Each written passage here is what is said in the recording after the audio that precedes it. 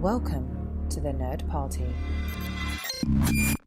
Scully, Yes? marry me. I love you and I like you. I love you and I like you. I love that woman. I love her more than sharks love blood. I love you. You don't.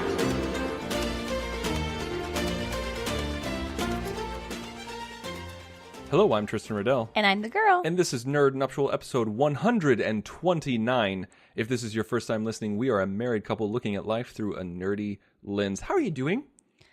We're tired. Oh my gosh. Yeah, we're real tired. Exhausted, Yes, but jazzed about this podcast. that's right.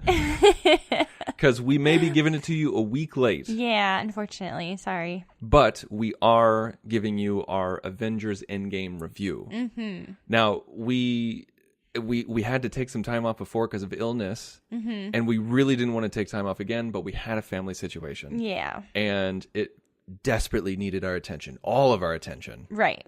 for a very long time. Yeah. And that took the importance. But I do want to tell you guys that, so if you're nerds like us, which you are because you're listening to this show, you need to get tickets to things as soon as they come out. Right. It's a big deal. It's a big deal to get tickets, especially in the digital age when you can do it online. Right. And you don't have to wait in line anymore. Like Right. when you go to a midnight showing or something like that, you don't have to stand outside for 3 hours hoping to get in. Right. But you do need to be fast on your phone Exactly. to get tickets. And so there was the day that they came out, they released it 45 minutes earlier than they originally intended, or they were supposed to. I had a friend in the know who texted me that morning. I pulled over on my way to work Of course you because do. I do not text and drive. That's right. I pulled over because safety first. And I tried to get first showing, 6 p.m. first showing tickets on Thursday. And it took a couple of minutes because I had to try and retry because of like Fandango was down and everything like that, but it wasn't as bad as Last Jedi. And I got the tickets. I can't believe I got the tickets. Right. To our theater, It was Dolby, like gold. AMC. Yeah. It was fantastic. People were selling them online for thousands of dollars afterwards. That's and crazy. I got the tickets. Yeah. I was just walking on air for the rest of the day. And that same day, I was able to get backup tickets on Friday and Saturday IMAX. Well, because of the Last Jedi situation where we had really good, tickets, and then each time, like, we couldn't go. Yeah. Our little baby got the flu. Yeah, she was in the hospital. She was literally in the hospital. And I said, yeah. I was like, well, we won't be able to make the Friday showing of Last Jedi. That's okay, because I have Saturday tickets. Right. Well, Weren't able to go to that no. one either. Life happens. It was the same situation. Same exact situation. With this one. Yeah. Couldn't make the Thursday. That's fine. We got Friday. Couldn't make the Friday. That's fine. We got Saturday. Couldn't make the Saturday. Okay, I'll try to scrounge up some tickets on Sunday. Yep. Couldn't make the Sunday. Right. And then Monday and Tuesday were absolutely out. Yeah. And, I think the thing about this film was just the fear of being spoiled. And, the Russo brothers even, like, put out this letter saying, like, hey, don't be a jerk. Don't spoil things for other people. And so we did everything in our power to make sure it wasn't spoiled for us by deleting all social media. Yes, I deleted everything off my Yes. phone. I deleted Twitter, Instagram, Letterboxd. Yeah. I don't have a Facebook. And I also deleted my news app. Yeah. Because those bloggers yeah. couldn't keep their mouths shut. Of course. So, like the stupid way that you had something spoiled for you from Last Jedi was someone in a Star Trek post Yeah. said something about Last Jedi. Yeah, in the comment In the section, comments. all they said was such and such dies and so dies. Yeah. It had nothing to do with what anybody And was it talking was about. just to be a jerk. Just to be a jerk. And Yeah. also, I had Rogue One spoiled for me, the end of Rogue One. Yeah. And yeah. I was like, this is not happening. Right. You're just like, I'm not having any social media. There's no chance. And we didn't get anything spoiled. We didn't. We which waited is a crazy. Yeah. No, I will admit that it was a little like I felt a little bit bad because first of all, we had a lot of like stress going on in our family, in our extended family. So it was one of those situations where like it was a little like a little anticlimactic going a week late, I would say, because we were like not necessarily with the crowd that was. Oh, okay. You know what I'm saying? Like I get that. We were with the crowd that probably didn't care as much about the movie as we did. But we did have the back row to ourselves, which was beautiful. So, like, there was this really annoying guy though who left his phone on. Yeah, my uncle came with us because he was in town because of the family situation, and he was probably the loudest person there. Oh my gosh! So that was just kind of ironic that we had that person in our row. So I never go see a movie without you. No, you don't. The only person I see a movie with is you. Yeah. That's it. Yeah. And I am very hardcore with my rules. Yes. And so are you. Oh yeah. No, these have been established since we were dating. Yeah. Like we didn't make out during movies. No, credits. That's right. Credits. Barely. Are you kidding me? Barely. Yeah, I was gonna say. Like you heard that ending music, you're like, oh, we're wrapping up here. Yeah, and so like I never thought to like grab your uncle like before the movie, who I love dearly. Yes. And say like, okay, no talking whatsoever. Yeah. Like no loud comments. Yeah. And no, the phone's going to be off, obviously. Right. And, all those things and happened. and like no fidgeting. It was just hilarious. It was hilarious because like all of the things at that point I just had to laugh because it was like it was just cracked me up. So the movie was just about to start, and he said he was going to go get us some popcorn and some drinks. And I ran over there. I ran back down, and I said, I was like, I'm really scared you're going to miss something. Can I help you carry anything? He's like, no, go. And he literally shoves me. He's like, no, go. It doesn't matter. I don't want you to miss anything. I was like, oh, what a guy. And so we're at a CMX, and that's where you get to order food, and people help bring you things and everything like that. And so the movie has started. It's the opening scene. And the opening scene's over. And then our uncle comes up, and someone's behind him, and he says at full volume, well, I've got the popcorn, and my friend behind me's helping me. Full volume. Deathly quiet theater. It cracked me up so much. I was just like, of course. And as he's handing me my drink, I'm just like... And then he had fun with us. I had fun with him too. And then his phone goes off. And he's like, oh my God. And he says it like to the room. Like, I'm sorry. And then he stops it, but then he doesn't turn it off. And I lean over to you and go, he didn't turn it off. And I just held your hand. He did, and just gripped it tightly. Yeah. But we had a good crowd. We did. Besides Uncle Rob. Yeah, exactly. But it was a good crowd. Hardly anybody was there. And no one was talking or using their phone. It was except good. for Uncle Rob. Yeah, and that's right. But here's the thing though, is that when we saw Halloween, we saw it opening weekend. Everybody was jazzed. Everyone was really into it, and it really wanted to be scared. They wanted to be scared, and it really added to the experience. It did. I didn't really think about that until you said it just now. Oh, I'm sorry. Oops. You're like, well, you just killed that for me. Oh, great. No, Okay. no, I wish that we had seen it with like the crowd that was super jazzed. You know, the people who were dressing up. You know, it's so funny because throughout our nerd nuptial, I feel like this has changed so much that we used to go to like a matinee on a Sunday, like 10 a.m. on Sunday. Exactly, so we didn't have to deal with anyone, and those people were not jazzed to see any of those movies. And then we kind of just fell upon going opening weekend like to the first showing, and we're like, this is where we belong. This is where we belong. These are our people. Part of I completely agree with you, but part of me was glad that we didn't go opening day after the fact, because good friend and friend of the network, Craig Sorrell, host of Words with Nerds, he told me, he said he's like 6 people got kicked out of his showing. Jeez. 6 people. How does that happen? 4 for talking, 1 person for being rowdy or almost starting a fight, and the last person was trying to record it on his phone. Wow. In one showing. So that had to be distracting. And oh my gosh, that's my personal hell. That is like a nightmare. Like honestly, like if I was put all those people around you. if I was sent to hell, the devil would create that circumstance for me. Yeah. And then Matt Rushing, host of Aggressive Negotiations and Owlpost, he said that for opening showing, he was sitting right next to very loud, very drunk people. Oh, no. And people were telling me these stories, and I was just like, man, so maybe you just got some of the crazies who wanted that experience of opening. Maybe. That's true. Well, maybe we should count ourselves lucky with Uncle Rob. I don't know. Here we go. Yeah.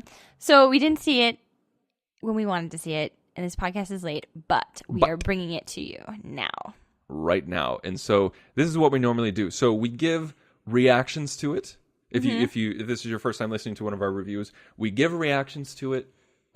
We talk about, like what we thought, like what we were expecting going into it, and then what we thought walking out of it, and then we go into spoiler territory. So that's right. We will announce spoiler territory before we get into it, because we know that's very important for people. And we didn't get spoiled, and so we don't want you to get spoiled. Absolutely. All right. So, girl, what were you hoping to get out of this movie? I don't know, to be completely honest with you. I guess obviously you just expect that things are going to get solved, right? Mm-hmm. And I was expecting a lot of Captain Marvel because... Did you? Yeah, because, I mean, she's awesome. And it was the movie just right before. So we were like, okay, we establish her so that we can use her in Endgame, sorry, after Infinity War. And I wasn't sure how long we would be in this state of they're all gone. Mm-hmm. So to be completely honest, I don't know what I was expecting. But I had a feeling that we would win. I think that was a safe bet. I think it was safe. That was a safe bet. Yeah, we did have a conversation that we were talking about, like, how awesome. This is before we went in. We were like, how awesome would it be if they lost? How awesome and ballsy would it be if they just straight up lost again? I mean, I wouldn't even be mad. I would stand up and go, bravo. That's amazing. What were you expecting? I had high hopes. High hopes. For this film. I was so sold on Infinity War. Okay. I love Infinity War. Okay. And I could watch it anytime. When I saw it in the theater, and as soon as the credits rolled, I was just, wow. Yeah. I haven't had that kind of experience at the theater in a long time, where when the credits rolled, I literally say out loud, wow. Wow. Yeah. What a movie. Right. And it was an awesome experience, right? It was an awesome experience. Mm-hmm. And so I was hoping for that, if not more. Okay. From Endgame. Okay. And so that's a hard thing to live up to. Yeah, it really is. Because I gave Infinity War 4.5 stars. Mm-hmm. So I was expecting a 5-star movie. Okay. That is a hard thing to live up to. That is a hard thing to deliver on. That's like a Force Awakens expectation there, almost. No, because there's history there. Yeah, there's a lot more history there. Okay. With Force Awakens. Force Awakens, I think, is a different animal. It's high expectation. You're right. I'm nitpicking. You're right. It's high expectations, but a different animal. Okay. I think. Okay. But high. You yes. said the bar was high. Yes, the bar was high. Because of Infinity War. So, good example. Okay. That's what I'm saying. I'm taking back what I said. Thanks. Okay. So, did you have any clue where they were going to go? I did, and I think because something got spoiled for me while they were filming it. Oh. Okay. Like, while they were filming it, I get this isn't really a spoiler. I mean, I'm trying not to spoil anything, but like when we get to the spoil section, there was one key component that was spoiled for me, but it was something that I thought they were going to do anyway. Okay. And so I knew this was going to be in it, and so I pretty much knew how the plot was going to go because of that. Okay. And I know that sounds weird. Well, you'll explain it a little bit more I'll later. explain it later on. So like I had certain expectations of how the plot was going to go, and a lot of those expectations were met. Okay. Some of that was really mainly just because of some of it was because of the one thing that got spoiled, which I wasn't even mad about. And then the other part was just because of chronological episodic storytelling, which is, I mean, the MCU is basically big budget TV. Right. in the So way there's that a formula. so there's and a it's formula. going to follow a formula. It's got to follow a formula, and it has a checklist. We all knew what the Endgame checklist was going to be. Okay. Whether you knew it consciously or not, Right. it was there. Right. And so I understand that. I was very much like, okay, well, they're going to do this, this, and this. I hope they do this, this, and this. Right. But we'll see. Yeah. And some of my expectations were met, and some weren't, and some were subverted. And there was a couple times when I was just like, I don't know where they're going to go from here. Okay. I don't know how they're going to get out of this one. Okay. Interesting. Like, I literally thought, I don't know how they're going to get out of this one. Okay. Yeah. I had no like preconceived ideas of how they were going to go about it. Really cool. Yeah. Okay. Yeah. So, walking out of the theater, what did you think? I think I need to see it again. Me too. I think I was not as jazzed as I was after Infinity War. And I don't know whether that's because of my personality of like the type of ending that Infinity War was so shocking. And there was so much finality to Endgame. Mm-hmm. But I was not as jazzed coming out of Endgame as much as I was Infinity War. Infinity War, I was like singing the MCU's praises. Whereas Endgame, I was a little like, did I like that? I liked that moment. I liked that moment. But did I like that? Mm-hmm. And I think a lot of it, when we'll get into it, probably has to do with the structure of just what it was and who they focused on in this one versus Infinity War. I think that's all I can say for right now. Yeah, I mean, we're going to get into spoiler Yeah. territory early Real quick. on this review because you have to. You Right. have to spoil this in order to talk about it. Absolutely. Because anything you talk about is a spoiler with this movie. Exactly. That's why I was so surprised we didn't get spoiled after a week. I know, it's shocking. I was the same way. Okay. When I exited the theater, I was like, that was good. Not great, but good. Entertaining, but not one of the best. Well, maybe one of the best, definitely better ones, but not the best. Right. Because when I walked, like you, when I walked out of Infinity War, I was like, that was an amazing movie. Best MCU film ever made. Right. My favorite MCU film Right. ever made. This Infinity War made me stop saying, I'm not really much of a Marvel guy. Right. And I felt the same way. I felt like it basically made me embrace the MCU. Yeah. And I was like, no, I am. Like, I'm an MCU fan. I respect it, and I like the characters, and I have to own that, even as a huge DC fan. Like, I owned it after Infinity War. Same story, same here. and that's Our family owned it.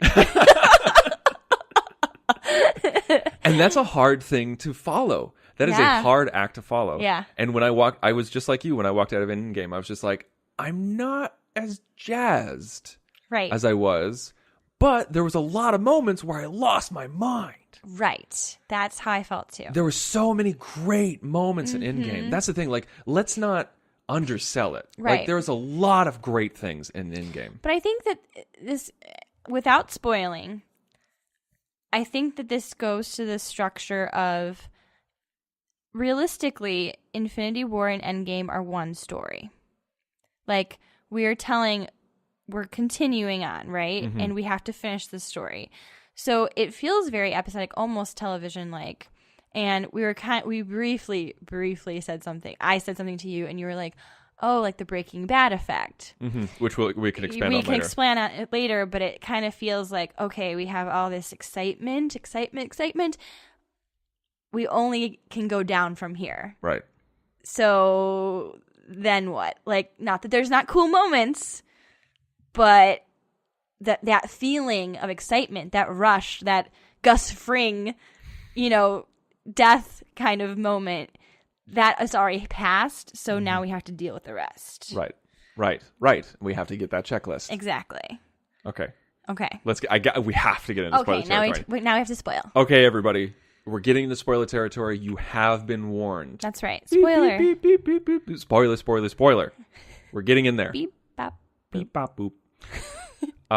Okay. So, yes, the Breaking Bad effect. Yes. I thought you said that. I said that? I think I said it. I don't remember. We were talking. Whatever. We were just gelling. We were just gelling. So the climax of Breaking Bad is not the last episode. No. The climax is Ozymandias, Right. which is the second to last episode. Yeah. And then you have the denouement and everything like And that. you have the falling action. Right. Have the, yeah. And boy, was there a lot of denouement in this film. Right. And that's the thing. But that's great television storytelling. Exactly. Is that you don't put your climax in the last episode. Correct. If you have a huge arc. Exactly. And we do. And we do. Like, the MCU is a huge arc. That's 21 films. Mm-hmm. And in Breaking Bad, you had 5 seasons, early 6, of storytelling that was one story from beginning to end with a huge arc. And so Vince Gilligan was smart enough to know that in that kind of storytelling, you need room to breathe. You need room to fall and to exhale and to have your falling action, have your denouement. Right. And so that's why the climax is in Ozymandias, not in the last episode. Mm-hmm. And you were astute enough to realize that that's the story here. The climax is an Infinity War. It is. I mean, it just is. Like, you can't really argue it. That's part of this story, so you have to acknowledge it. It's harder. It's faster. It is. It's stronger. It's more in your face. It's tighter.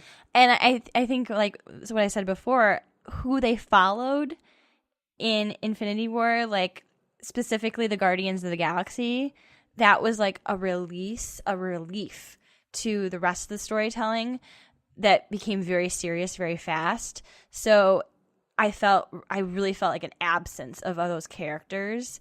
And I know that we had Rocket. Like, I get it. Okay. Nebula. But, and like, they kind of brought in Ant-Man to like add that comic relief. But we still were in this serious situation after the climax. So we were still feeling it. Mm-hmm. I just liked the story structure of Infinity War more. The structure for me of Endgame was probably its biggest failing. Yes. For me personally. Me too. Me personally. Yeah. Is that I did not jive with the structure. It felt very much all over the place. Mm-hmm. It felt uneven. I felt like we couldn't get a good pace. There was no rhythm. Now, I hear people screaming and saying, well, that's because we were time traveling, right? And we had to, like, find the different Infinity Stones. Like, I hear you, but that still doesn't... I understand them completing their mission, but from a story standpoint and from a movie standpoint, as an audience member watching, it was jarring. And that's one of those things where you're just like, check a box. Check Yes. a box. Got Yes. the stone, got the stone, Yes. got the stone, got the stone. Correct. And that's where we started checking boxes to move the story along. I felt like the Russo brothers didn't spend forever traveling through time. No. They spent a good chunk, but they didn't spend forever doing it. But that's one way that you could tell, let's get this done. Yes. And then move on. Yes. Yes. I even felt like a lot of the ways that they did get the stones. I mean, I understand that you have a limited amount of time, and the fact is that we spent so many movies with finding those Infinity Stones, right, and like making them known, and then now we have to like find all of them in the past in one movie. But that story itself lends itself to messiness.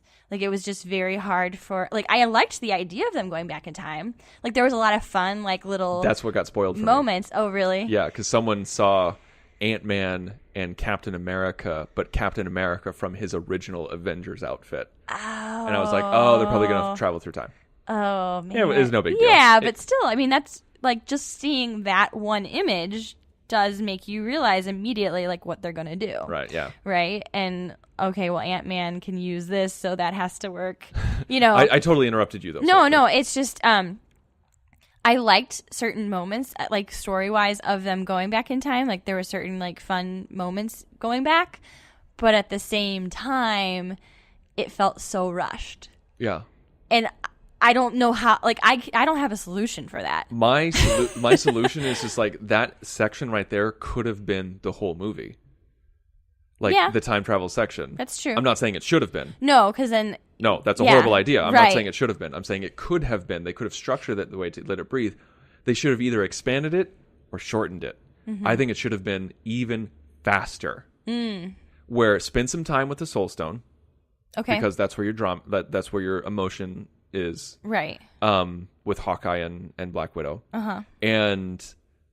But with, I think they spent an appropriate amount of time with the Time Stone. But all the other ones, I think, needed to be much faster. Like, boom, boom. Okay, got in, got out, got in, got out. Like, like Nebula, like keep the same amount of time with Nebula because that was really interesting. Yeah, that was interesting. Find a way to get Tony Stark to have that resolution with his father because I think that's important for his arc. Like, keep those key moments to spend some time, but all the rest can just be bing, bang, boom, in, out, got it done. It's kind of like the and to talk about Back to the Future again, but it's kind of like the end of Back to the Future 2 when he's going back in time to see himself, going back in time to fix things. Right. Like, you don't spend a lot of time doing it, you just get in and get out and do it. You get the idea. You're like, okay, got it, done. Exactly. Check the box, cut to move the on. chase. That's what I think they should have done, so that way it's one segment instead of a drawn out segment that still feels rushed. Yeah, I mean, I thought it was really interesting that they were going back in time. Like, I liked that idea, but like you said, I do feel like it should have been spend the time where you need to and then move on. Right. I really did find the Nebula stuff fascinating, where like maybe you saw it coming, but I did not see it coming, where Thanos like basically watched the whole recording of what had happened. Like, I thought that was really interesting. I like that they were linked because she is the most cybernetic person out of everyone. So like her brain works on a frequency. I thought that was really smart. Yeah. When they threw, like, of course we knew that there was going to be monkey wrenches thrown into the machine. Of course. But I really liked how they did it because there were certain things I didn't see coming. And like, I was just like the Nebula thing. I was like, oh wow, that's really smart. That makes sense. Yeah. And I like Thanos going back in time, or like going into the future. Yeah. I love that idea. Yeah, like he didn't have to go through all the mess of like finding the stones. Like I know where they all are. Like they're going to be in the future. Yeah, let's and go. I like in a future that I've already won, so I can do even more. Exactly. That's friggin' smart and yeah, friggin' bold. Absolutely. And I love it. And there was some other things that I'm kind of blanking on right now, but like there was just a few times when things went wrong where they needed to go wrong because it would have been too easy. I thought it was. So I don't know if this was probably one of those things that they didn't need to have happen, but I did think that it was interesting, the whole thing with Loki disappearing with the Infinity Stone, the box. The box. Yeah. So I want to ask you about that. Do you think, because he disappeared with it in that reality? Correct. But then Cap goes back in time to fix all those realities. Yeah. So there's no tangent universes, because we all learned about that with Donnie Darko. Do you think that opens up a literal and figurative door for Loki to come back? Yeah, because he's a fan favorite. Speaking of which, what did you think about how they brought Gamora back? I wasn't a huge fan because I really love her character, and I do like her with Quill. But I think that it was kind of like the only way they could, because you can't fix everything. So I kind of did respect the fact that they didn't fix Loki coming back. They didn't fix Gamora. Like, Gamora had to die. Black Widow had to die for this all to go. Like, you can't fix things that created the Soul Stone. So I respected that, because I feel like it would have been very easy for them to be like, nope, we fixed it all. Fantastic. Yeah. That's one thing I really liked about the movie. Yes. That is one thing I really respected, is that at the very end, it's not like all of this never happened. Right. Because, again, story structure wise, we've seen that story so many times. No. Star Trek is like riddled with it. Right. And even the fact that like Peter Parker says like, no, I remember disappearing. And then we all came back and we were like, oh no, we have to get there. You know, I thought it was like, no, they knew they were gone.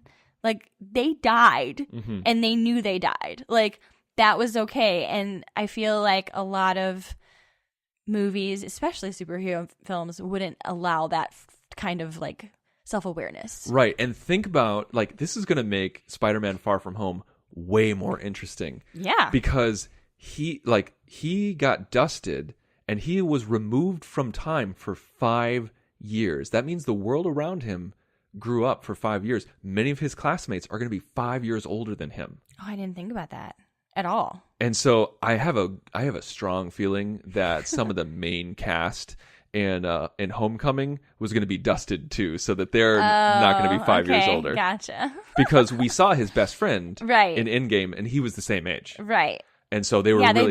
they better explain that, otherwise it doesn't make sense. Yeah, I think that's a good point. And that's the thing, is that like from a universe standpoint, this adds so many complications, because we saw that man at the beginning who was in a support group led by Cap, and he's like, yeah, I went on a date. I went on a date with a guy, and we ended up just talking about nothing. Then we ended up talking about this. Well, that sounds like he's trying to move on from somebody. Well, that person's going to come back. Right. How many people have moved on? How many people got remarried? Yeah, seriously. Like, okay, well, who's around? And who can I be with? Yeah, that's a really good point.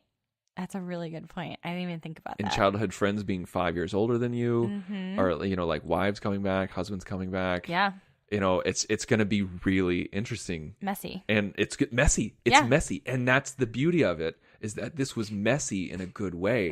And Stark even told Hulk, like before he snapped, he's like, listen, just bring everybody back. Don't try to make it so it's not like it happened. Just bring everybody back today. That's it. Right. Absolutely. Yeah. Like, they don't need that time back. We just need to get them back. And I respected that, because, again, from a story standpoint, I feel like we've seen it so many times where it's like, nope, now we're back and nothing happened and yay, party. And it doesn't, like, there's so many times when people feel like when you hit the reset button, it makes the previous journey meaningless. I don't always feel that way, because we viewed the movie and we were entertained, or we viewed the episode and we're entertained. But this doesn't erase Infinity War. Exactly. It's very true. This just adds to it. Yeah. Which, again, that's really good. I don't know if I don't necessarily agree with you 100% when you said that this was Infinity War Part 2, or like a continuation. You didn't say that exactly. No, I didn't say it exactly. I feel like Infinity War is a complete story. I feel like they lost. They lost. They had a beginning, middle, and end. It's a complete story. Infinity War, boom, one complete movie. Thanos won. Endgame adds to the story. It doesn't complete it. It adds to the story. But I will argue that you need Infinity War for Endgame to exist. That's true. Yes, you need Infinity War in order for Endgame to exist, and there is a continuation. It builds upon it, but it doesn't feel like a part 2 to me. It just feels like a natural progression. The reason why I'm trying to make that distinction is because a lot of people have said that Infinity War felt incomplete, and that's because they didn't like how it ended, and that it was lacking. I disagree with that 100%. Yeah. But you're right though, because it's like Avengers, Age of Ultron it takes place after the first Avengers, but it's not one story. And Infinity War takes place after Age of Ultron, but it's not one story. With this one, you're right. There's a direct relation. There's a direct build. You can't enjoy Endgame without seeing Infinity War. Correct. But that's all that I'm trying to say, is that it didn't feel like a part 2 to me. It just felt like the next story. In the same way that Dune Messiah is not part 2 of Dune. It's just a continuation of the story. Okay. We might be mincing words here, but okay. Maybe. Okay. We might be mincing words. Okay. We're on the same page, but in different ways. And also, like, one thing that I've noticed is that people who hated Infinity War loved Endgame. Really? Yeah. That's interesting. And we absolutely loved Infinity War and just thought Endgame was good, not great. Yeah. I mean, again, like, I feel like I would need to see it again to really give it a fair shake, but just based on my feelings walking out of the theater for each of them and rewatching Infinity War several times, I just really did not get the same feeling. Even with us, the win at the end of Endgame, I just really think that it does not compare in my mind to Infinity War. Yeah. I'm not as jazzed. So what were some of before we kind of go into some more things that we didn't like or criticisms, what were some things that you really were jazzed about? Well, I was really jazzed. I don't want to go right for the most amazing thing, but I was really jazzed about. Okay, let's just go to the most important thing. When Captain America got the hammer, I clapped because, and I was the only one with you. No, like we didn't clap, baby. Like we held each other. We did. We grabbed each other's arms, held each other close, yes, and threw our hands in the air. Yes, it was beautiful. Like that could be the single best moment in the MCU. Yeah, even yes, like a moment that's you even though we liked Infinity War, that moment is better than any one moment in Infinity War. Yeah, like him wielding the hammer. Mjolnir.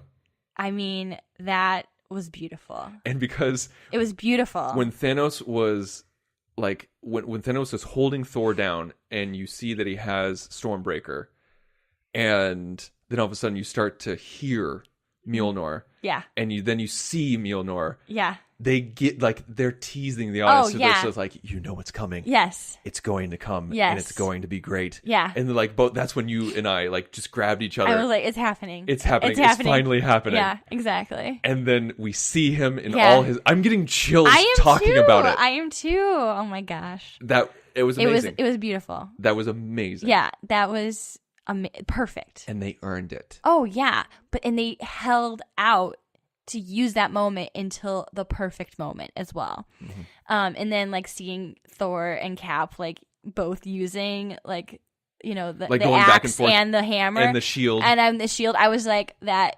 I mean, seriously, how could you nerd out any harder? Like it felt like they took the moment in Civil War when Bucky and Cap were fighting against Iron Man, and you had that great trio, but yet they amped it up to 1,000. Oh gosh, yeah, for sure.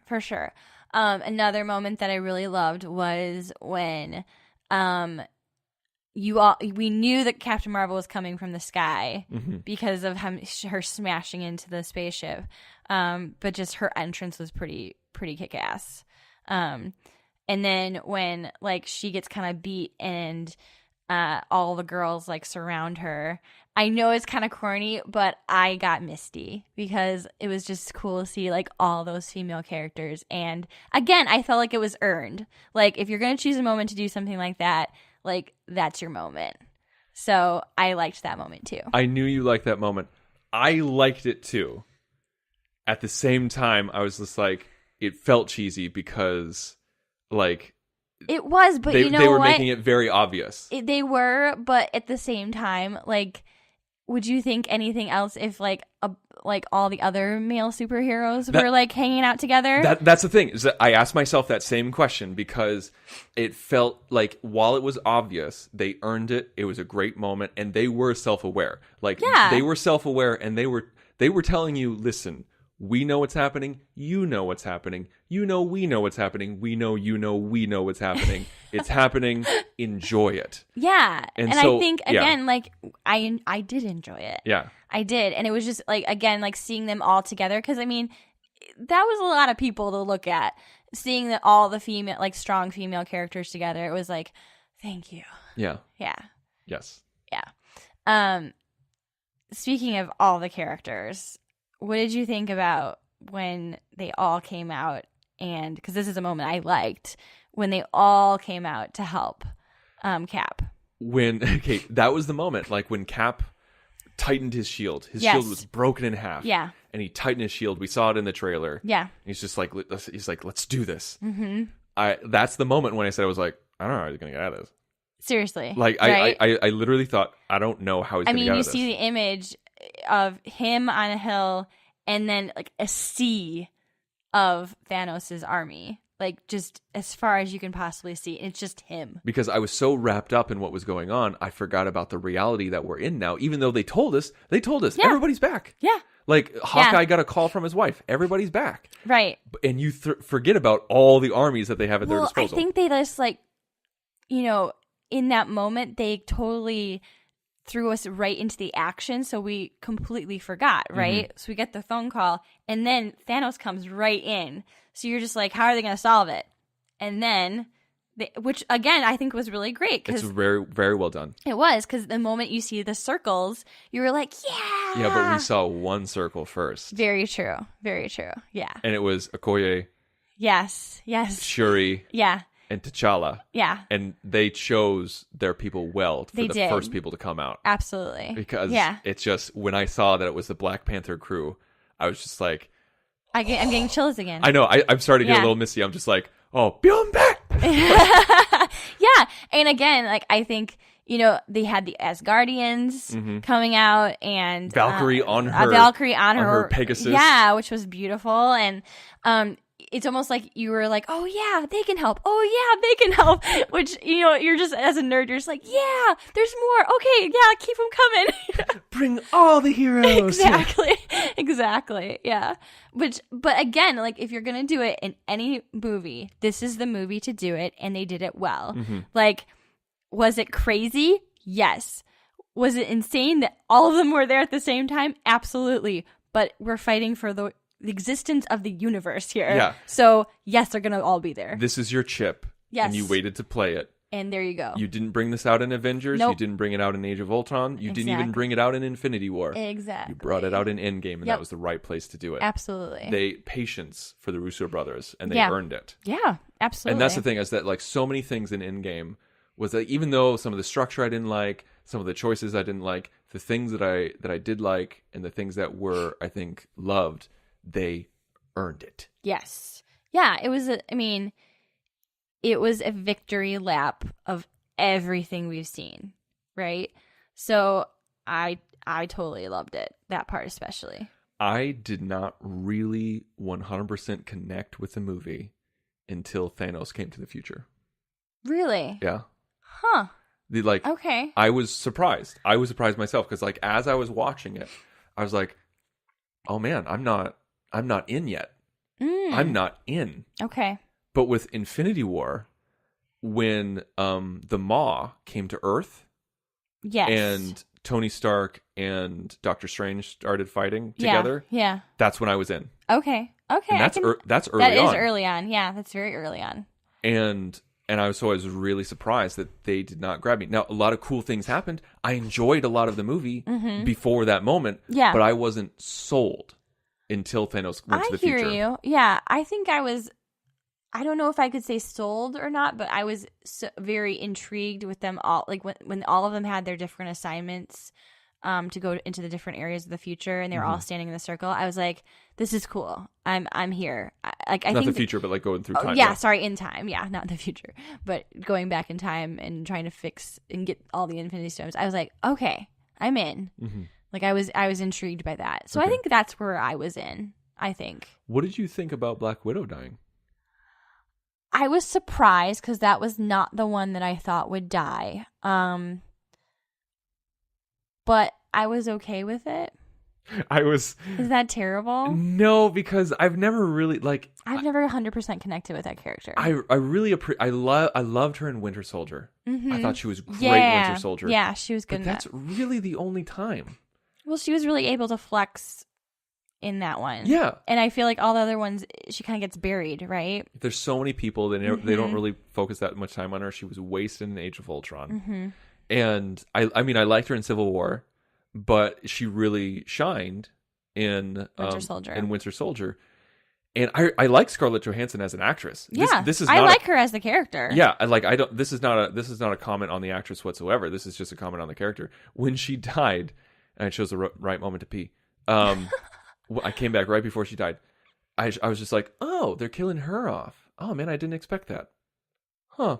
Do you want some popcorn? Like that's kind of how it went down. Well, they couldn't kill Hawkeye because really no one cares. So, and he's a family man. Yeah, but they gave him a family so we'd care. Exactly.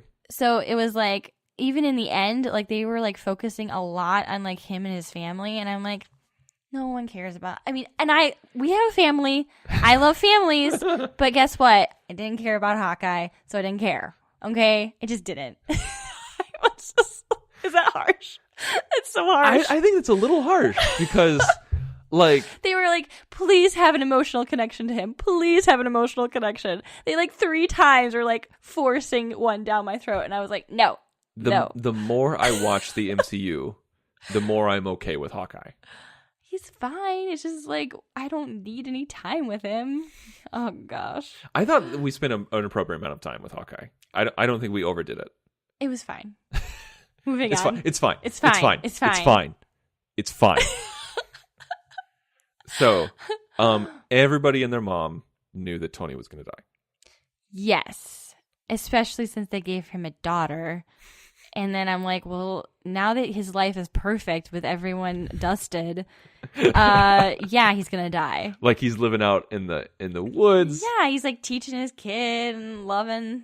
And she's adorable. Yeah, loving Potts, and it's like, nope, we're gonna take all that away. He's been training Potts as a replacement Iron Woman. Yeah, Iron Woman, and then it's like, nope, we're gonna take all that away. And he knew it. Mm-hmm. He knew it when he decided that he was gonna help.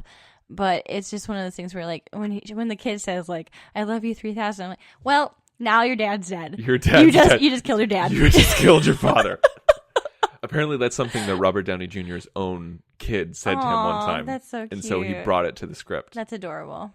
But yeah, you're right. I was just like, oh, man. Like actually, when, like, I knew that he was going to die in Infinity War when he said, he's like, I dreamed we had a kid. I was like, you just killed yourself. Yeah, man. When you have a kid, though, you just killed yourself. It's done. You're gonna sacrifice. Like, I really appreciated that when he went to the Avengers facility upstate, that he said he's like I want to get back what we lost, but I want to keep what we have. Yeah, that was his mission statement, and that's what he did. Absolutely, he achieved that, and that's very important because I've read time travel novels where people have had families and they go back in time, and then boop, they don't have their family anymore. Right, exactly. Like, yeah. Oh, yeah. No, that's how it works. And and I think even him saying that, I was like, okay, I think that's gonna work. Like, I don't think they're gonna add that as another element. Mm-hmm. Like, he would die before they would take away the daughter element, and so I was like, okay, well, we know she's gonna die. He's gonna die. And also with Ant-Man's daughter now being 5 years older than she should be,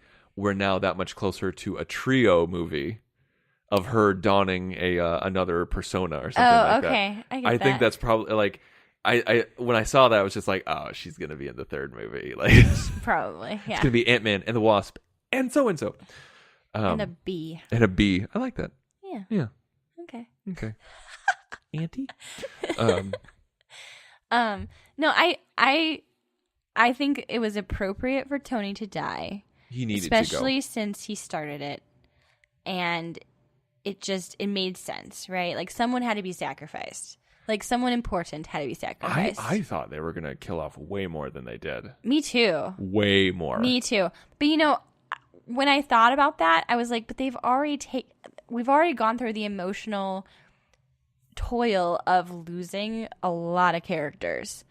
So the idea of them killing off, like, more than 2, it felt a little excessive for the cause. So just from a story standpoint, I was like, I think it's only going to be like, I was surprised though with Black Widow. I didn't think it was going to be like the Wild Bunch where everybody got killed off. But you hoped. I'm just kidding. No, I mean, I'm just kidding. No, I think it would have been a bold move to get fresh blood in there. Yeah. So that we have Peter Parker, we have T'Challa, and that's pretty much it. Mm-hmm. Like, and of course we have Falcon moving forward. I don't think he can handle a franchise on his own though. Falcon. I don't know. Like, I don't necessarily see it. I respected the idea of it. I just don't know. I don't know. What did you think about Captain? Like, we'll get to Captain America in a second in his story. All right. But what did you think about Captain America passing on the torch to Falcon and not Bucky? I feel like Bucky has too much past. Like, too much drama. He has too much drama. Falcon has no drama. Exactly. So I felt like Bucky would be such an odd choice for Captain America. But more like a Batman. Yeah, like Captain America. He's too like mysterious and like got too much, like you said, too much drama. Whereas Falcon, like he's been consistent, and you know, it was cool the idea of him being a minority, like as our Captain America. Like color, I was like, that's fantastic. And I didn't think about that. Yeah, I was just like, yeah, like let's do that. Because they've both held the mantle in the comics. Okay. Both Bucky and Falcon have been Captain America before. Oh, I didn't know that. Yeah. Okay, interesting. I think they made the right decision. That's interesting. I like that take. My only regret is that Falcon is not a super soldier. I liked that Bucky was a super soldier was as a well. super soldier just like Steve Rogers. Yeah, and Falcon I just have understand wings that. because if you take away the wings, Then what is he? he's just a dude. Yeah. Yeah, but I think again, Captain America is more than just a super soldier. He also has to like have pure of heart, right? He's got to be the idealist. Yeah. Yeah. You're right. So I'm okay with it. Let's talk about Captain America. Okay. So America's ass. America's ass. I did not like that. I thought it was too cheesy. I thought it was. I could have sworn he was going to look at the lens and wink to the audience, because it felt like way too much inside baseball. It took me out of it. Okay. All right. I thought it was funny. Maybe I'm not in the inside baseball. But I thought he was going to die. Like I thought I knew Tony Stark was going to die, and I thought maybe Captain America. I was like the original three, Thor, Captain America, and Tony Stark. I knew it was among the three of them, but I thought Thor had too much juice. Yeah. To be left. I think they're going to get another movie out of him. Maybe once he works out. Once he works out, and we'll talk about that in a second. But I like a new Iron Man, maybe Captain America, not Thor. But with Captain America, they didn't kill him, but they took him out of the game. Yes. And I was okay with that as well. Like, I really enjoy Captain America, especially like the Winter Soldier and Civil War, especially Civil War. But I think like I knew they weren't going to kill him because they gave Tony too much emotional stuff to deal with, like having a kid.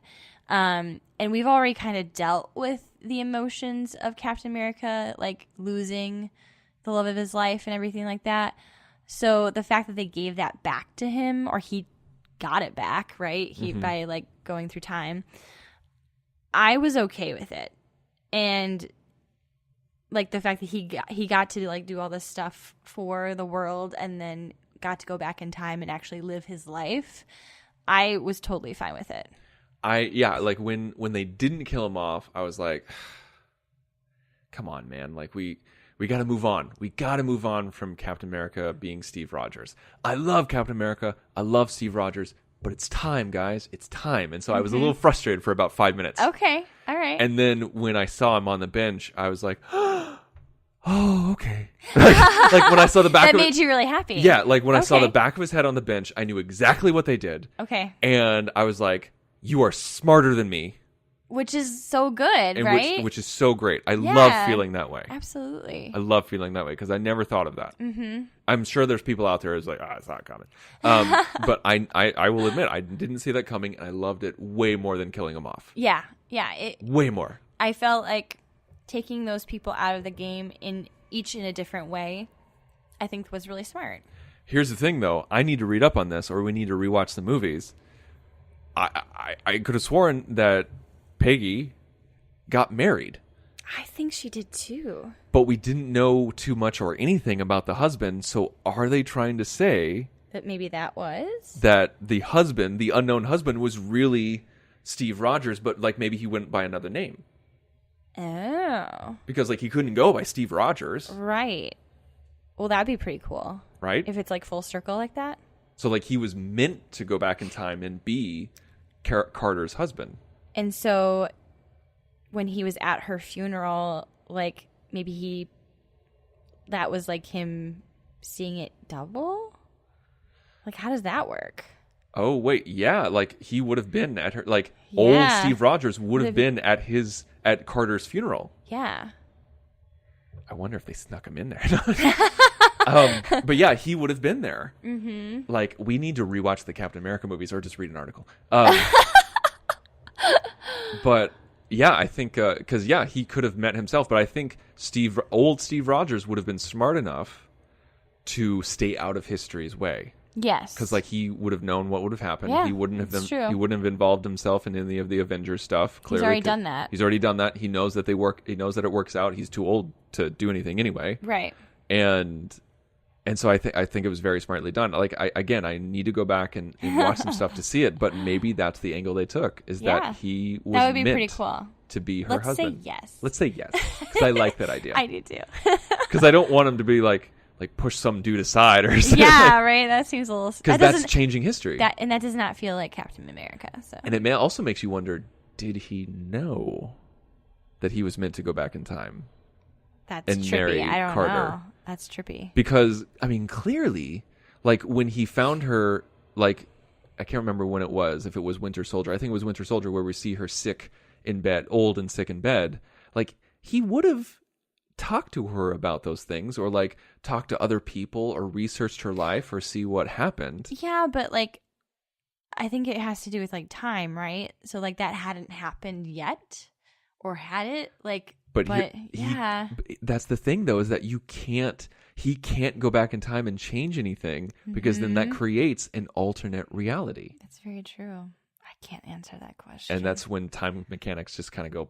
Yeah. And I love that when both Hulk and Nebula are just like, that's not how it works, and Rhodey is just like, Star Trek, Back to the Future, yeah. Doctor Who. You know, that's right. like, yeah, like all these different ones. That's so funny. Have you guys never seen a movie before? Yeah, like that's their frame of reference, is all these time travel movies. Perfect. And television shows. Let's talk about Thor. Okay. Wasted. I did not like what they did to Thor. It was disrespectful. It was disrespectful to his character. Yeah. It was disrespectful to his arc. Yeah. And it kind of like took away the coolness of Ragnarok. If you really like I loved Ragnarok. And then you have him in this state, and like he was ready to like take up, be king in Ragnarok. And then you like avoid all that. Like you don't take that away from that character. Yeah. I don't know. It felt disrespectful. If you want to make him a fat drunk for those 5 years, fine. But get him out of it. Like, let him have those sadder moments. Let him, instead of being the butt of the joke, like, let him wallow in his self-pity in a much more realistic, not funny, Big Lebowski way. Yeah, because that was, they even said that. They made that a point, like they made a point of adding that, because that's clearly how it was influenced.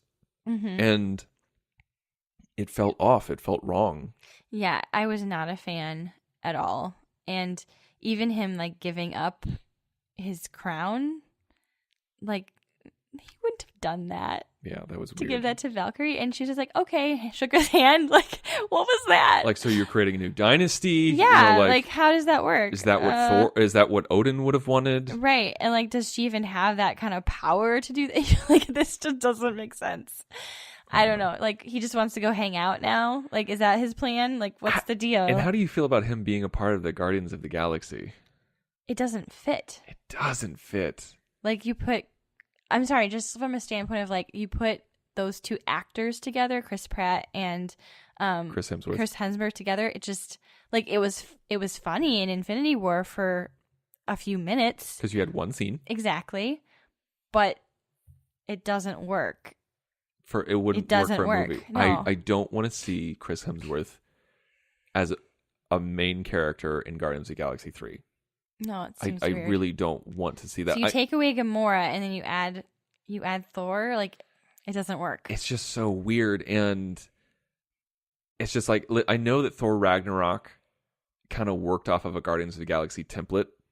Yes. Like it got funnier than the previous ones. Like it was Taika Waititi kind of, leaned into the James Gunn school of directing. Absolutely. But it was his own thing. Yeah.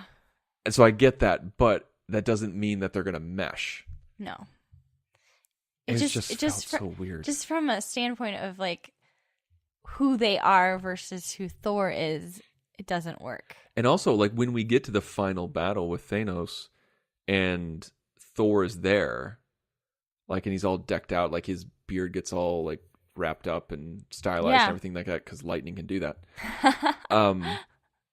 I didn't feel like he got to that moment. I don't feel like he earned that moment. There was no change. There was no redemption. There was no point of decision. There was no point of no return. He didn't say, okay, I'm going to buck up and do this. Was that the moment with his mom? Like, was that what that was supposed to be? Because it didn't work. It didn't feel that way. I felt like he just got a pat on the head from his mom. Like, I liked that moment. It was fine. It wasn't. But it didn't, like, make me feel like he completely changed his ways. Yeah, I didn't feel like he's like, okay, I'm going to go back to the present day and I'm going to make things right. Mm-hmm. I didn't feel like we got to see him make that decision. If he made that decision, if he had more of those sadder moments, like with his mom during the movie, then that final battle would have been earned and would have felt better. Absolutely. But and now it feels like it almost feels like why didn't you do that? Like, but they just kind of leaned into the comedy angle of him just being like drunk and fat. Yeah, and there were other ways that you could have added comedic effect to it. Mm-hmm. That was probably that was my least favorite thing about the movie. Yeah, it felt shoehorned in for no reason. Yeah, we could have done without it because if you're not going to service your character well, then just stop featuring him so hard. I would have been pissed if I was Chris Hemsworth, honestly. Like, I'd be pissed. I'd be like, I have a really cool character who I've established for many movies, and this is the end, and this is what you're doing with him. Like, there was a lot of actors out there who were very protective of their characters, and I feel like Robert Downey Jr. has enough juice to say, no, we're doing this, we're doing that, we're doing this. Mm-hmm. You'd think that Chris Hemsworth would have that kind of sway as well because he's just as old as everybody else. I don't know. It's really interesting. I don't know. Because I'm right there with you. I think you would think that Chris Hemsworth would go and read the script and go, what the hell are you doing? Exactly. Yeah, because it was unnecessary. Yeah. Like, there was nothing. Him being a drunk did not help the plot in any way, shape, or form. No, and it wasn't funny. No, it wasn't. It was trying to be funny. It was trying real hard. But it wasn't funny. Yeah. Hulk was weird. It was odd. It was off-putting. That having him be green the entire time. Yeah. It was unsettling. It was unsettling. And that's all I really can say about that. Yeah. I think it's fine what he said and what he did. Yeah. But just having them blend the two was just we're in an uncanny valley territory. Like, it just felt off. Yeah, I felt so too. I mean, like, obviously Infinity War, he was underutilized. Very much so. But in the same respect, at least they gave him like a point of being underutilized. And he helped in other ways, but it was just, I'm not a huge Hulk fan, so it's one of those things where I just don't, I didn't care that much. Yeah, I mean, I'm with you too. Like, I'm not the biggest Hulk fan. Mm-hmm. I appreciate him for what he can bring to the table, but yeah, I was right there with you. I was like, the first scene when they were at the diner, I was like, really? This is the direction you're going in? Yeah. Okay. Yeah, okay, we'll accept it, I guess. Captain Marvel. That was probably one of my biggest disappointments, is that you just established this awesome character through a movie that is influential. And the first scene, she's like, I have to go help other planets. Peace out. Like, and then I just, like, my heart sunk. Honestly, I was just like, oh. She was a plot device. She was. At the beginning. And at the end. And at the end. That's it. That's it. Yeah. She didn't add to the story. No. She completed plot. Yeah, that's it. Which felt so sad. And we were robbed because by giving us Captain Marvel right before Endgame, you were telling us this is important. Yeah. You need to watch this film because she's going to be a big player in Endgame. And she wasn't. And she was absolutely not. And I'm pissed. Like, seriously, I am pissed because now I do understand there's kind of that, like, aspect of, is she too powerful? Like, yes. Could she, could she solve the problem, like, right away? And then, like, okay, now we're just fine. So it doesn't create enough drama in the story standpoint. But at the same time, I really do think they could have utilized her. She could have done something more. They could have done something more with her, but like the only reason why they needed her, it's almost like, this is going to sound crazy, but I feel like Marvel has the cojones to do this. I feel like they were writing Endgame and they're like, how are we going to get Tony and Nebula back? Yes. Well, we could use a character like Captain Marvel. Well, we've never introduced her. Crap, we're going to have to write a movie first. That's horrible. Part of me kind of believes that. That's horrible. And then they're that like, makes me so sad. how are we going to destroy the ship at the end? Well, we could use Captain Marvel again. Damn it, we got to keep writing that movie. That's horrible. That makes me so sad when you just said that out loud. Think about Doctor Strange. I know he was just there for Endgame, for Infinity War. I know. Like I think they wrote Doctor Strange the movie. We're like, we need him in Infinity War. We need that time stone. We need the time stone, so let's do this. And yeah, I really was hoping that Captain Marvel was not the Doctor Strange of the last part of Phase 3, but that's what it was. Well, I still like that movie more than Doctor Strange. Oh my gosh, yeah. But Doctor Strange. Whoa. But at the same time, it did make me very sad because I really did feel like they were promising us to have. I thought that Captain Marvel was going to save the day. Like, honestly. And she didn't. No, she didn't. In fact, like, she was struggling. And it was interesting, though, because I did like that they had her struggle with Thanos because I didn't want her to just take him out. Well, I agree, but I do think that she should have done a little bit more. Oh, no. Yeah, absolutely. But I like that when she was struggling with the gauntlet, he ripped out the Power Stone and punched her with it. And that's the only way that he could have gotten rid of Captain Marvel was by ripping out a stone and punching her with it. That's with true. the raw power. Yeah. I thought that was cool. That was a nice touch because that's the only way you could get rid of her. Right. Yeah, but it did feel like she was just filler. And that's the Superman problem. Mm-hmm. It is the Superman problem because and she is basically Superman for Marvel. Whenever you have a Superman character, whenever you're watching a Superman film, whenever somebody's in peril, they're falling from a skyscraper. Like, gee, I wonder what's going to happen. He's going to swoop in, pick her up, save her. Right. And then there you go. Yeah. And it becomes predictable. Mm-hmm. And so I'm not saying that Captain Marvel was predictable, but I think that's why they didn't use her that much because, like, we have this overpowered character. We can't have her there 100% of the time because it's just like the Avengers effect. Like, in Ant-Man, he's like, I think we need to call the Avengers. Like, they could take care of this right away. Like, listen, they're busy. Right.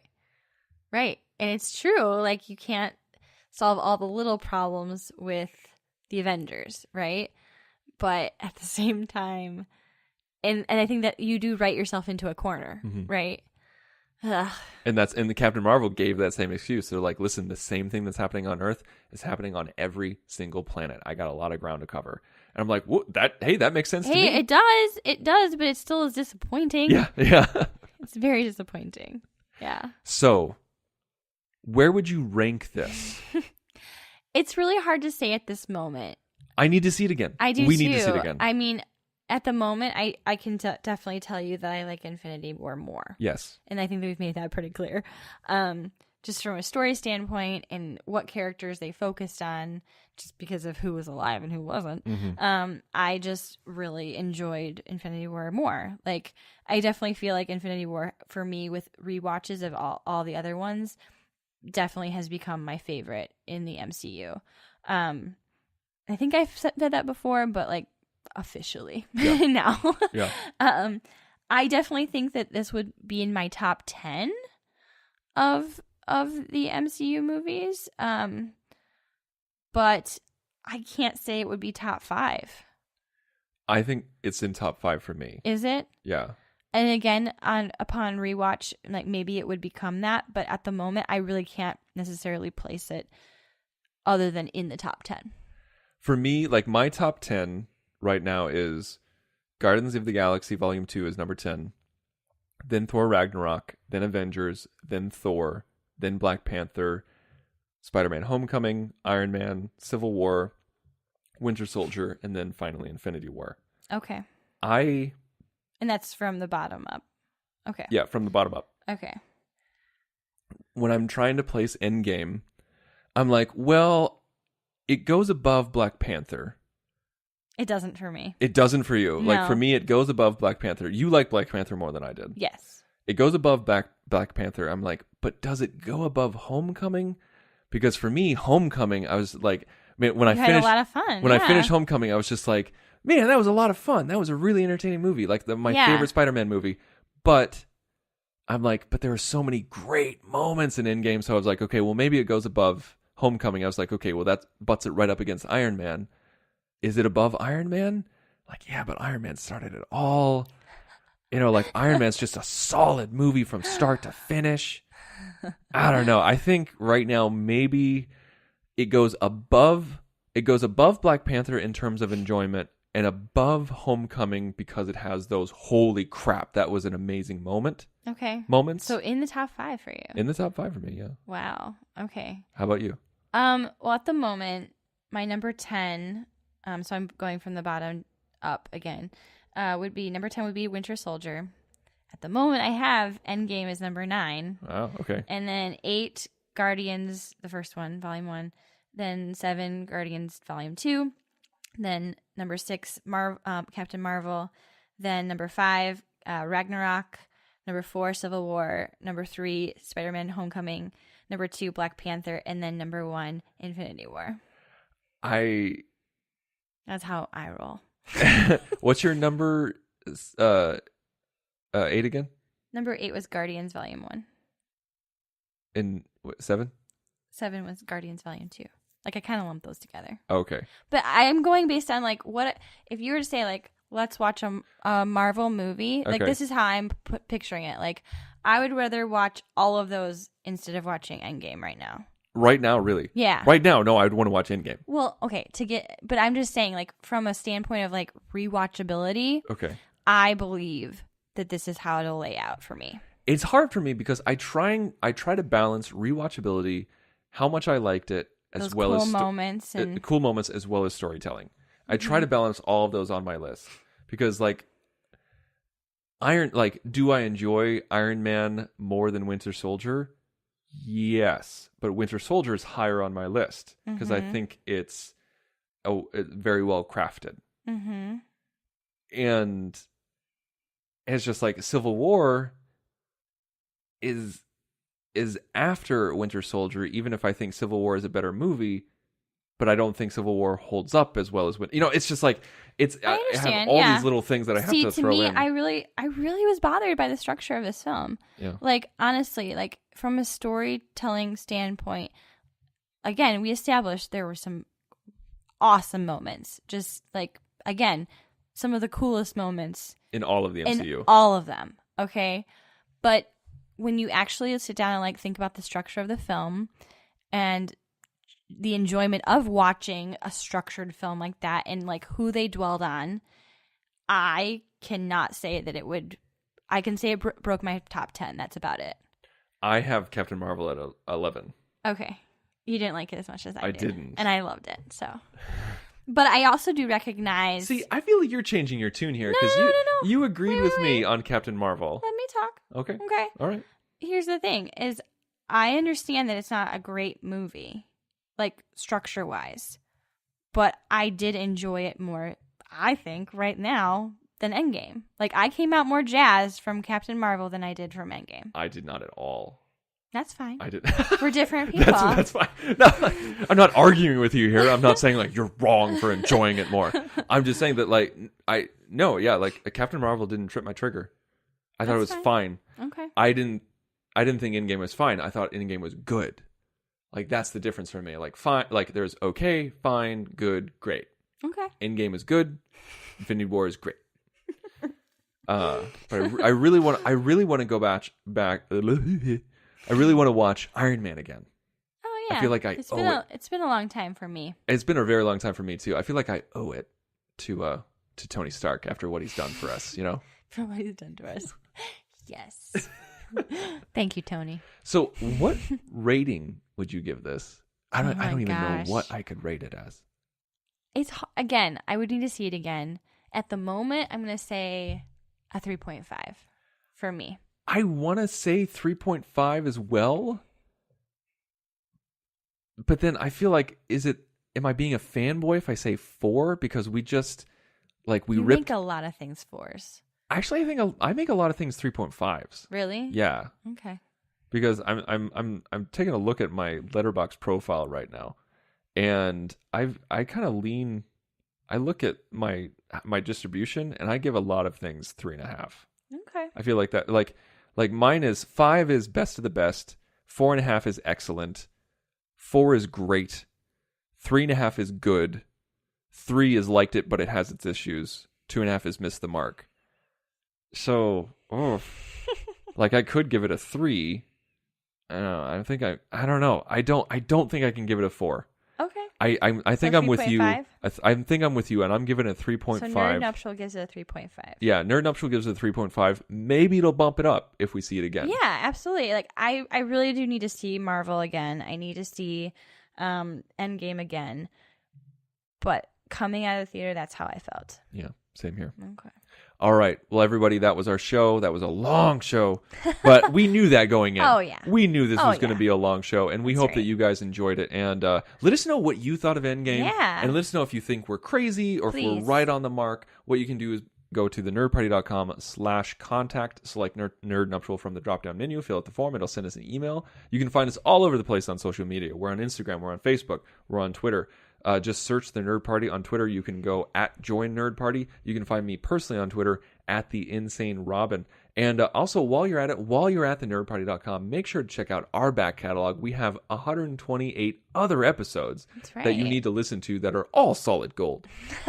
And also check out all of our other shows. We got Star Trek shows, Star Wars shows, Doctor Who shows, movie shows, TV shows. A24 specifically. Yeah. Yeah. All of it. Everything. Yeah. All of it is so much fun, and we have something coming at you every single day of the week, so make sure to subscribe.